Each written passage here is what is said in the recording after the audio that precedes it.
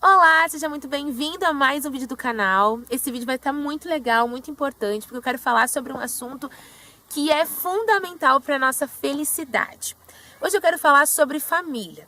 E sabe que a família ela é algo bem interessante, bem importante, porque as famílias elas existem por diversos motivos. Primeiro e principal, assim, é o primeiro grupo social que a gente pertence.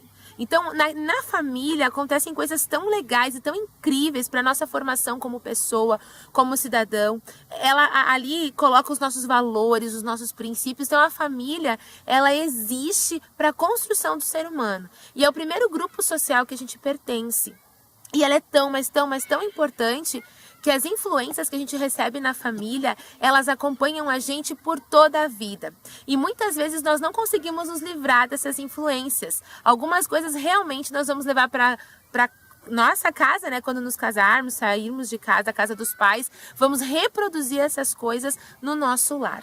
Mas existe algo bem importante na família que não pode faltar. O título de hoje, como você viu, é Quando a Família Faz Mal, quando a família prejudica. E sim, isso pode acontecer. As famílias, elas existem para o bem, para fazer o que é certo, para colaborar na nossa formação. Mas pode acontecer que a família colabore ou, na verdade, contribua para a construção de uma forma com não tanto sucesso dos indivíduos que pertencem a esse núcleo familiar. Quando que isso acontece? Existe algo que é importantíssimo na família e que não pode faltar em nenhuma família, que é o afeto. Afeto é algo assim que é a cola que liga os relacionamentos. E numa família que falta afeto, ela tende a estar doente em alguns aspectos desse relacionamento. Por mais que você tenha vindo de uma família onde você não tinha afeto, você não tinha carinho, por mais que você tenha vindo desse contexto familiar, é importante que você desenvolva na tua família o afeto.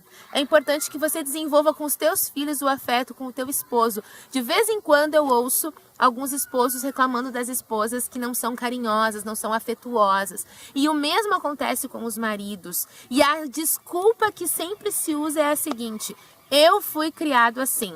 Na minha casa, na minha família, a gente não tinha o hábito de ser afetuoso um com o outro. O problema é que, se for repetindo, reproduzindo essa falta de afeto, a família ela vai se tornar uma família doente. E logo problemas vão começar a aparecer. Então é muito importante que se desenvolva o afeto na família. E como é que a gente faz isso? Agindo, dando o primeiro passo. Você não precisa esperar que você receba afeto primeiro para só então você ser afetuoso ou afetuosa, né? É importante isso. E aqui eu sempre gosto de comentar, principalmente com as pessoas que eu atendo no consultório.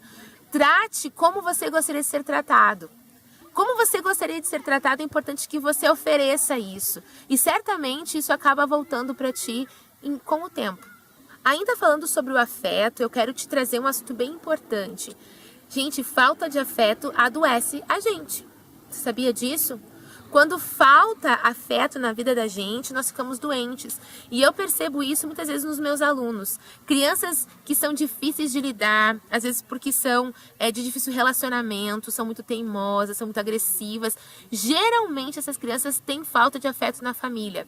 Tem pais que são muito críticos, pais muito exigentes. Essas crianças nunca alcançam o nível de exigência dos pais. Ou os pais são muito distantes, os pais não oferecem afeto para essas crianças. E eu tenho descoberto com a minha experiência em sala de aula e também no consultório o seguinte, que quando essas crianças encontram no professor alguém que tenta impor a disciplina por meio, né, da imposição, eles acabam tendo um choque e geralmente o professor não consegue lidar com esses alunos. Agora, quando esses alunos que vêm de lares onde falta afeto, o professor é afetuoso, o professor é afetivo, o professor ele usa, né, do carinho, ele usa do abraço, ele usa do elogio para lidar com esses alunos, ele ganha esses alunos. E essa tem sido muitas vezes a tática que eu tenho usado com esses alunos de difícil relacionamento. Eu aprendo a ser afetuosa com eles, e a observar coisas boas que eles tenham, porque todo mundo tem um ponto positivo, algo bom para oferecer. Então é muito importante que você tenha essa noção. A falta de afeto, ela adoece a gente. E muitas vezes existem pessoas doentes porque o corpo está somatizando essa carência afetiva que a pessoa apresenta. Então, tenha cuidado com isso, né? Porque a falta de afeto, ela deixa a gente doente. Eu lembro, eu fui filha única até os 12 anos. E quando eu tinha 12 anos, então nasceram os meus irmãos, eles são gêmeos, um casal. E quando eles estavam na adolescência deles, ali com 12 anos, eu já estava na minha juventude, já, né, 24 anos. E eu lembro que o meu pai, ele sempre teve, assim, muito cuidado de nunca deixar de sair com a gente.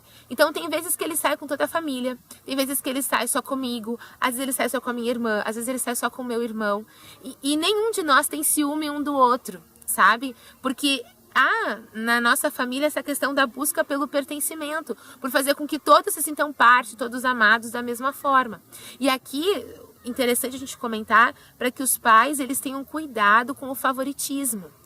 Pais que demonstram favoritismo por um ou por outro filho, o favoritismo ele causa alguns problemas, não só para o filho que é o favorito, mas para aquele que não é. E para aquele que não é, cria-se uma sensação de injustiça também.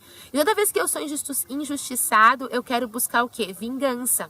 Eu quero buscar justiça. E por isso que muitas vezes muitos pais estão em asilos esquecidos lá pelos filhos. Pelo favorito que se tornou mimado, mal agradecido, e por aquele que se sente injustiçado. Ou seja, ele não se sente responsável por amar alguém que não o amou.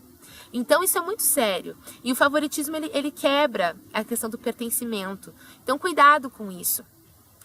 Trabalhe, toda a família deve trabalhar para que um se sinta pertencente, para que todos se sintam pertencentes à família. E outra questão importante é a autonomia. E aqui vem um recado bem importante para os pais. Pais, trabalhem para que os filhos de vocês sejam autônomos, para que eles tenham condições de encarar a vida. Pais que super protegem os filhos estão criando filhos fracos, filhos frágeis, filhos que não vão saber lidar com frustrações. E pessoas que não sabem lidar com frustrações são pessoas que não conseguem crescer. Esse foi o vídeo de hoje. É um vídeo super importante. Sabe por que ele é importante? Porque eu trabalho com famílias. E como eu tenho visto famílias doentes, porque não tem levado em conta esses pontos que eu coloquei para vocês aqui. Então, ao você assistir esse vídeo, que você pare e pense, né? Que coisas eu posso melhorar na minha família? Que coisas eu posso fazer para que a minha família se torne um bem para os seus integrantes, não que ela se torne um mal. Então, se você colocar em prática essas coisas que eu disse, se você avaliar essas coisas que eu disse com carinho, você colocar em prática, eu tenho certeza que você vai ser mais feliz e a tua família vai ser muito mais saudável, tá bom? Um grande beijo pra você, nós nos vemos no próximo vídeo. Não esquece de deixar os teus comentários, eu vou responder com o maior carinho os comentários que você deixar. Também não esquece de compartilhar esse vídeo com outras pessoas, talvez a tua família é uma família que você sinta que não tem essas dificuldades, mas se você compartilhar com outros podem ter acesso, talvez você vai alcançar pessoas que têm essa necessidade, essa dificuldade com os seus integrantes familiares. E também não esquece de te inscrever no canal, tá bom? E nós temos vídeo ainda nessa semana, então fique ligado, tá?